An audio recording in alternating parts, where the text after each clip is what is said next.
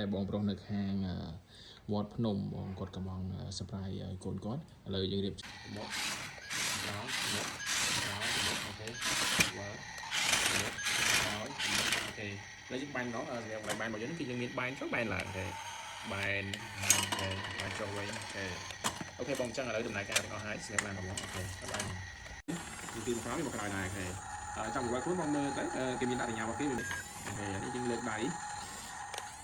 យើងបង drop ពីលើអូខេហើយយើងលាក់វិញអូខេលើវិញអូខេក្រោយ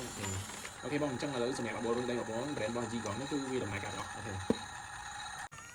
លើកដៃអូខេស្វល់ពេលស្ដាំនេះបងគឺតែលេងនេះ